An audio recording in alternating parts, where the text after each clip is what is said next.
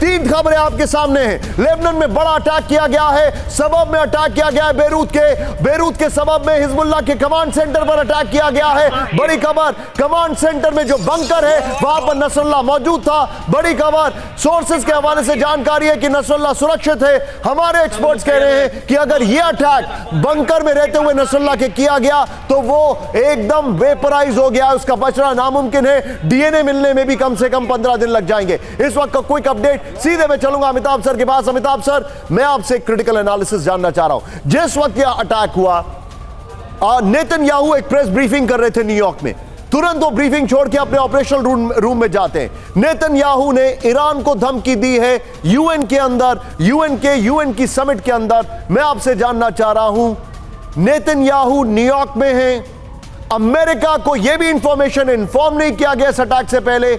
क्या आपको लगता है आज की रात या अगले 48 घंटे ईरान कयामत लेकर आएगा? नहीं, बिल्कुल नहीं। देखिए, जिस तरह से इस्माइल हानिया को मारा गया, वो भी पेजेश्कियान जो वहाँ के प्रधानमंत्री, उनके स्वेरिंग इन के समय, और उसके बाद अब तक ईरान ने इजराइल पे अटैक नहीं किया, यानी वो they are taking it slowly.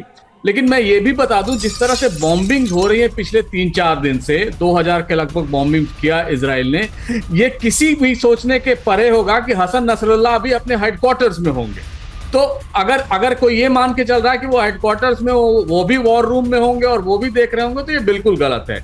जहां तक रही बात नेतन्याहू की, नेतन्याहू डिटर्मिन्ड है कि किसी तरह इस वॉर को एस्केलेट किया जाए, ताकि जो गजा का जो युद्ध था या गजा में जो हॉस्टेजेस नहीं छुड़ाए जा रहे हैं और जो उनकी विफलता को भी दिखाता है, उसको वो प्रोजेक्ट करना चाहते हैं कि अब हमारे इंटरनल एनिमी को हमने टैकल कर लिया है, हमारे जो एक्सटर्नल एनिमी है जो इनको एड कर रहे हैं उनको खत्म किया जाए। और ये डिपेंडेंट है। Good analysis, very well analyse Amitabh sir, very well analyse, brilliantly analyse. मैं आपको थोड़ा सा रोक रहा हूं sir, there is a news coming in. Sumit, be on standby. बड़ी खबर, हमले में नसरुल्लाह का दफ्तर ध्वस्त हो गया। इस वक्त की बड़ी खबर, ब्रेक इट। ये देखिए, फर्स्ट ऑन टीवी9 विजय, नीचे दिखाइए जरा। रिहायशी इलाके में था हिजबुल्लाह का मुख्यालय। इस वक्त की बड़ी खबर, हिजबुल्लाह के मुख्यालय पूरी तरह से खाक। मुख्यालय में नसरुल्लाह का निजी ऑफिस, इस वक्त की बड़ी खबर।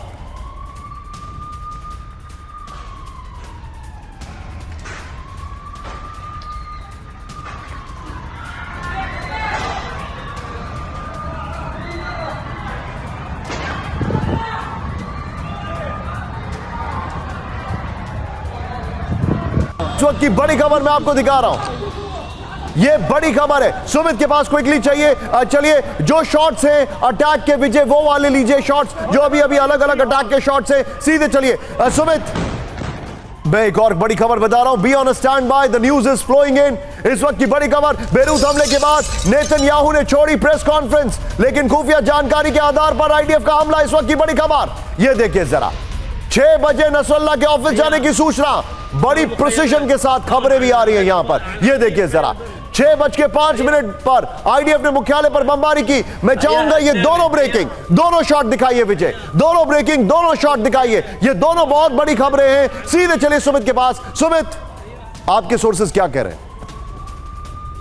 निशान, देखिए, साफ तौर पर यह बताया जा रहा है कि सबसे पहले कि नसरुल्लाह को के बारे में ये जानकारी इजराइल को मिली थी कि बेरूट समय के अनुसार 6 बजे करीब है नसरुल्लाह हेडक्वार्टर्स आएगा और लगातार एक बड़ी मीटिंग के साथ वो ये तय करेगा कि आखिरकार इजराइल पर किस तरीके से हमले करना है। इजराइल को ये जानकारी कई मल्टीपल सोर्सेज से मिली थी। ये जानकारी को पुख्ता करने के बाद, यानी 6:05 में, यानी 5 मिनट तक लगातार ये जांचने परखने के बाद कि आखिरकार उस हेडक्वार्टर्स में कोई एंट्री हुई है या नहीं हुई, उस इलाके में कोई नई मूवमेंट हुई है, उसके बाद 6:05 पर इजराइल ने इन सभी हमलों को इनिशिएट किया। और माना यह जा रहा है कि ना सिर्फ उस बिल्डिंग में जिसमें हेडक्वार्टर्स है, बल्कि उसकी आसपास की बिल्डिंग को भी पूरी तरीके से बर्बाद कर दिया। इन हाई राइज बिल्डिंग को पूरी तरीके से जमींदोज कर दिया गया। लेकिन अब यह बात भी कही जा रही है कि नसरुल्लाह उस समय वहां मौजूद नहीं था, और था भी तो निश्चित तौर पर उसको कोई हानि नहीं हुई है, वो सेफ है। हालांकि हिजबुल्लाह की फोर्सेस की तरफ से मुझे कंफर्म किया गया कि नसरुल्लाह बिल्कुल सेफ है, कोई उनको डेंजर नहीं है।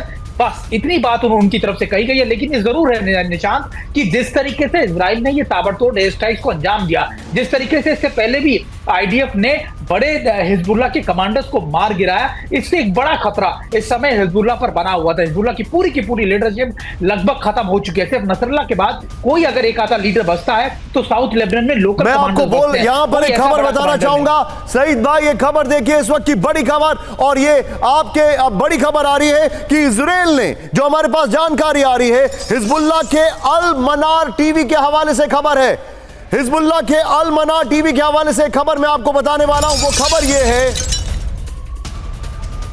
स्काई न्यूज को हिजबुल्लाह का बयान, इस वक्त की एक और बड़ी खबर, नसरुल्लाह सुरक्षित जगह पर, स्काई न्यूज ने कहा इजराइल का हमला नाकाम रहा, हिजबुल्लाह ने कहा, ईरानी न्यूज एजेंसी तस्लीम का दावा, इस वक्त की बड़ी खबर, ये देखिए बड़ी खबर। लेकिन मैं आपको एक और खबर बता रहा हूं, हिजबुल्लाह के अल मनार टीवी ने कहा कि इजराइल ने एक बार में 15 मिसाइलें दागी, इजराइल ने एक बार में 15 मिसाइलें दागी। यानी जो हमारे पास इंफॉर्मेशन है, जो इंफॉर्मेशन है वो इंफॉर्मेशन ये है कि हिजबुल्लाह के टारगेट पर था। सीधे मैं चलूंगा विनोद सर के पास। विनोद सर, 15 मिसाइलें दागी गई एक बार में, और जहां पर अटैक था वहां पर उस बंकर्स में नसरुल्लाह था। आई रिपीट माय क्वेश्चन, क्या वो बच पाया होगा?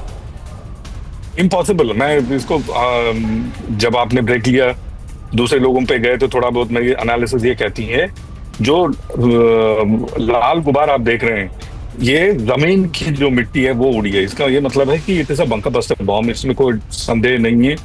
बट एक और चीज बताऊं निशान जी, जहां से एंट्री होती है वहां पे हेडक्वार्टर्स नहीं होता है। एंट्री और हेडक्वार्टर्स अलग अलग होते हैं। एंट्री के बाद हो सकता है कहीं सुरंग हो, और या फिर कोई गली हो, या फिर कोई कनेक्टेड टनल्स हो, और हेडक्वार्टर्स कहीं और होता है।